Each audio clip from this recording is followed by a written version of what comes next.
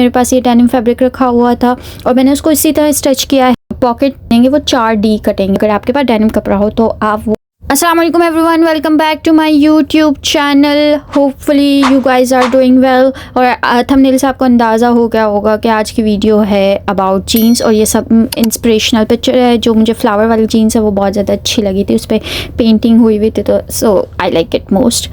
मैंने सोचा मैं उसको घर में एक्सपेरिमेंट करती हूँ, क्योंकि मेरे पास ये डेनिम फैब्रिक रखा हुआ था और मैंने उसको इसी तरह स्टिच किया है जैसे मैं नॉर्मल लॉन के ट्राउज़र्स भी करती हूँ। तो इस तरह आपको ये भी आइडिया हो जाएगा कि लॉन के ट्राउज़र्स पैंट की तरह किस तरह स्टिच किए जा सकते हैं, ये डिटेल वीडियोस के हवाले से। अच्छा, ये जो है ना, मैं रिलैक्स छोड़ती हूँ वो कम अज़ कम 13 इंचेस का छोड़ती हूँ, लेकिन ये जीन्स का फैब्रिक थोड़ा सा स्ट्रेचेबल होता है, तो आप इसको 12 भी कर सकते हैं। ठीक है, जो लेंथ है वो मैंने रखी है 40, ठीक है, और ½ इंच मैंने फोल्ड कर रखा था, तो 42 सही। और ऊपर से 1 इंच हम बेल्ट का एक्स्ट्रा छोड़कर और फिर मतलब कटिंग में हम 41 रखते हैं और ऊपर 1 इंच का बेल्ट आता है तो वो 42 हो जाती है। ठीक है, अच्छा, ये मैंने नीचे से लूज़ रखनी थी, लाइक जो इसका बॉटम हाफ है थोड़ा सा बैगी स्टाइल से उस तरह की रखनी थी, तो इसलिए मैंने उसका रखा है अप्रॉक्स 12। ठीक है, आप कम ज़्यादा अपने हिसाब से कर सकते हैं। इसको मैंने फ्रंट पार्ट को कट कर लिया था। पहले फ्रंट पार्ट कट होता है हमेशा और फिर जो है वो सेकंड पार्ट कट होता है। ठीक है, सेकंड पार्ट में ये होता है, मतलब बैक साइड पे ये होता है कि वो फ्रंट पार्ट से 3 इंच लेंथ में ज़्यादा होता है। अब आप ये देखेंगे, मैंने सॉरी फॉर फैब्रिक, इतना वो ना आयरन हो रहा था इस वक्त, तो क्योंकि बहुत ज़्यादा फैब्रिक था, हैंडल करना मुश्किल होता है, तो इसलिए फिर क्योंकि लॉन तो है नहीं तो प्रॉब्लम हो, इसलिए मैंने इसको डायरेक्ट स्टिच किया था। 3 इंच यहाँ से ऊपर रखना है और जो हम 13 इंच का रखेंगे बैक साइड पे उसी तरह लाइन बनानी है और रिलैक्स में 1 इंच और एक्स्ट्रा करना है। ठीक है, और बॉटम हाफ से भी 1 इंच एक्स्ट्रा करना है। और जो साइड की कटिंग है वो बिल्कुल स्ट्रेट कर लेनी है, क्योंकि ये मैंने बहुत ज़्यादा बैगी बनाई थी, तो इसलिए हम अब फ्रंट पार्ट की स्टिचिंग स्टार्ट करेंगे। उसका पहले आसन जोड़ेंगे। ठीक है, और ये जो है पिनटेक्स लेंगे, इससे ये सामने वाली क्रीज बनती है।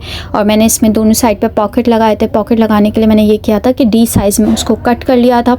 अच्छा, फिर पॉकेट को फ्रंट साइड पे ऐसे लाइक कर्व शेप में कट किया था और उसको स्टिच करके पलट लिया था और देन उसके ऊपर वाइट कलर की स्टिचेस लगा ली थी, क्योंकि मुझे लग रहा था डेनिम पे वाइट कलर बहुत अच्छा लगेगा, इसलिए दोनों साइड पे मैंने पॉकेट इसी तरह बनाया। अच्छा, पॉकेट मतलब जो बनेंगे वो 4D कटेंगे। ठीक है, और उसको पहले उल्टी साइड पे जोड़ना है और फिर उसको सीधी साइड पे लेकर आना है, तो वो जो स्टिचिंग वाला पार्ट है ना वो अंदर पॉकेट के अंदर चला जाएगा और बाहर से वो फिनिश लगेगा, चाहे पैंट आप उल्टी भी क्यों ना करें। जैसे आप ये नज़र आ रहा है D बिल्कुल, क्योंकि उसकी स्टिचिंग साइड अंदर है और फिर बाहर से मैंने एक और फिनिश सिलाई लगा ली थी।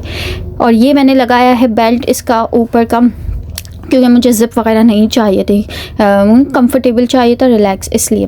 तो 1 इंच का पहले बेल्ट लगाया और पहले ब्लू थ्रेड से जितना भी काम होना था वो मैंने कर लिया था, इसलिए मैंने पहले बैक की स्टिचिंग भी साथ साथ शुरू कर दी। उसका आसन जोड़ा और उसके ऊपर ये बेल्ट लगा लिया, क्योंकि जो मैंने फ्रंट पे 1 इंच का बेल्ट आएगा तो बैक पे भी 1 इंच का बेल्ट आएगा। ठीक है, और फिर उसके साथ इलास्टिक जॉइंट किया। अब ये अगर आपके पास वो वाला इलास्टिक है जो मतलब पैंट में लगता है तो आप वो ज़रूर लगाएं, लेकिन मेरे पास वो नहीं था तो मैंने इसी से गुजारा किया, क्योंकि फिर वीडियो बहुत देर बाद आती, तो इसलिए मैंने इसी से गुजारा किया। अगर आप जो रियल पैंट में इलास्टिक लगता है अगर वो आप यूज़ करेंगे तो उससे बहुत ज़्यादा और अच्छी बात हो जाएगी ना।